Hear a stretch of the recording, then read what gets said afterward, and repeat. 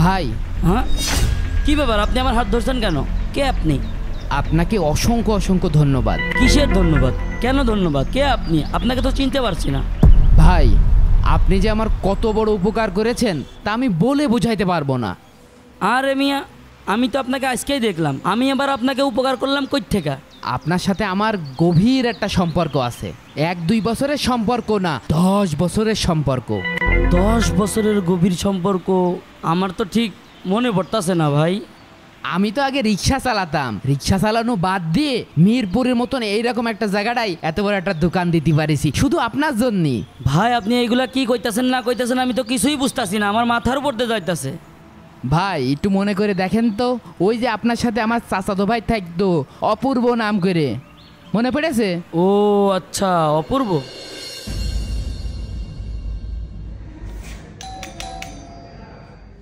কে বারবার calling bell দিচ্ছে? ইস, কে ভাই আপনি?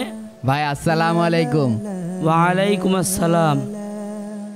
কি আশ্চর্য, এরকম আপনি উকি ঝুঁকি মারতেছেন কেন? ভাই আমি আপনার চাচাতো ভাই আকিব। আমার কোনো চাচাতো ভাই বাংলাদেশে থাকে না, তারা সবাই অস্ট্রেলিয়া থাকে, আমেরিকা থাকে। কি মিয়া, আপনারে তো কখনো দেখি নাই। কি কন ভাই, আপনি আমার চিনতে পারছেন না? আমি আপনার চাচাতো ভাই ফরিদ কাকার ছেলে। আমি আর আপনি কত ছোটবেলায় পুকুরি গোসল করেছি, আমজাম চুরি করে খাইছি, একসাথে তো প্রাইমারি স্কুলেই পড়েছি। আপনারা তো ঢাকায় এসে আমাকে ভুলেই গেছেন। কি আশ্চর্য, গাইয়া পাগল কোত্থেকে আইছে হালাই? মাথা মতো গেছে কে নাকি? তাল গাছের মতো বলদ। কেন ভাই, আপনি অপূর্ব ভাই না? ওহ বুঝছি। এ অপূর্ব, হ্যাঁ। দেখ কোন গাই আইছে তোর লগে মিলতে। কে? ভাই আসসালামু আলাইকুম। ওয়ালাইকুম আসসালাম। ভাই আমি আপনার ফরিদ কাকা ছোট ছেলে আকিব। ও আকিব, আয় আয় ভিতরে আয়। গ্রামের সবাই কেমন আছে? জি জি এই জি যে অপূর্ব আছে, চাচা সবাই তো ভাই। ভালো আছে। দূর খেত ম্যাত করতে গাইছে। হেই, খুব গরম পাচ্ছে। বাইরে তো অনেক গরম, তুই এখানে বস, আমি পানি নিয়ে আসছি। ঠিক আছে। ওরে বাবা কত বড় অফিস। হ্যাঁ এখানে তো বসতে বললাম, কোথায় গেল? ভাই এই যে আমি। কি রে, হে। তোরে না বললাম সোফায় বসতে, তুই এই জায়গায় বসছস কেন?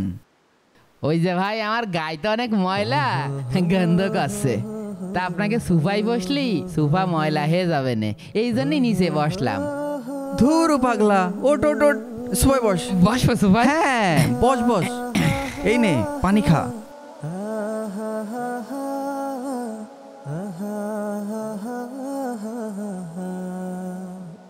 তা বল, বলা নেই কওয়া নেই, কি মনে করে আমার এখানে আসলি? লজ্জার কথা কি আর কব ভাইয়া, এমএ পাস করার পরে গ্রামে কোনো চাকরি বাকরি হয়নি, তাই একটা চাকরির সন্ধানে ঢাকা শহরে আইলাম। তা কেউ একটা চাকরি দিল না। মামা খালু না থাকলি, টাকা পয়সা না থাকলি চাকরি বাকরি হয় নাকি? তারপরে এক গ্যারেজেতে একটা রিক্সা নিয়ে তা 2 দিন চালাইলাম। লোকজন খালি বকে, রাস্তাঘাট চিনি নে।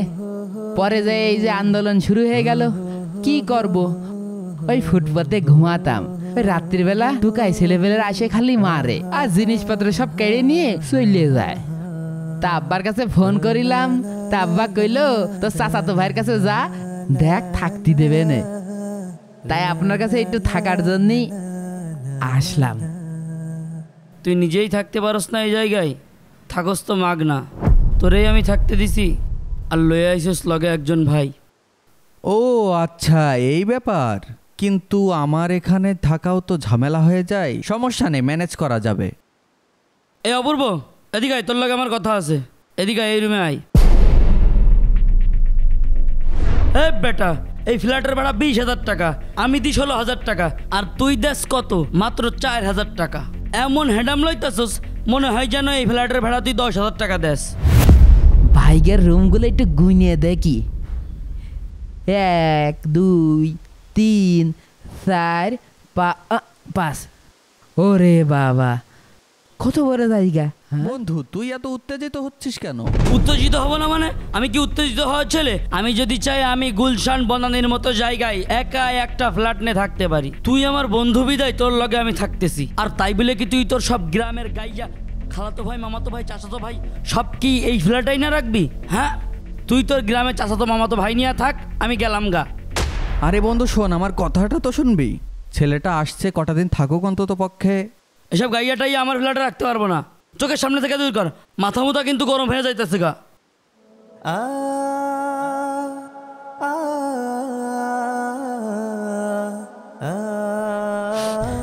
এই ঢাকা শহরে কেউ আপন না। কি রে আকিব, কাঁদছিস কেন? কই ভাইয়া, কাঁদছি নে। ওই আব্বা আম্মার কথা একটু মনে পড়ে গেল, তাই চোখ দিয়ে পানি বেরোয় গিয়েছে। ভাইয়া তাহলে তুমি থাকো। কেন, কই যাচ্ছিস? আমার এই পাশেই একটা বন্ধুর বাসা আছে, ও কাছে যে ওর বাসায় থাকতি। আসি। হ্যাঁ ভাইয়া। আমি বলি কি কয়টা দিন থাক। না ভাইয়া থাক, সমস্যা নেই। আপনাদের ফ্ল্যাট থেকে বেরিয়ে আমি অনেক ভাবলাম যে এই জীবন রেখে কি হবে, একটু থাকার মতন জায়গা পাচ্ছি না। ঢাকা শহরের মতন জায়গায় নিজে একটু কিছু করে খাবো, তারও কিছু পাচ্ছি না করতে। তা ভাবলাম যে সুইসাইড করব, কিন্তু পরে যে ভাবলাম যে না, এই জীবন সংগ্রামে আমাকে লড়ে যেতে হবে। তারপর থেকে পরিশ্রম করতে করতে আজকে এই পর্যন্ত। ঢাকা শহর বড় আজীব শহর, এই জায়গাটায় কেউ কারো না। এটা আমার বুঝতেই 10টা বছর টাইম লেগেছে। ওই দিন যদি আপনি আমাকে বের করে না দিতেন, তাহলে আজকে আমি এই অবস্থানে আসতে পারতাম না। ওই দিন বের হয়ে যাওয়ার পরে কত কষ্ট করেছি, ফুটপাতে ঘুমাইছি, রাজমিস্ত্রির কাজ করেছি, রিক্সা চালাইছি, কত কিছু করেছি। করার পরে আল্লাহর রহমতে এরকম একটা দোকান দিতে পারিছি। আল্লাহর রসুল সাল্লাল্লাহু আলাইহি ওয়াসাল্লাম বলেন, যে ব্যক্তি আল্লাহ ও কিয়ামত দিবসের উপর বিশ্বাস রাখে সে যেন মেহমানদের প্রতি সদাচরণ করেন। সহিহ মুসলিম।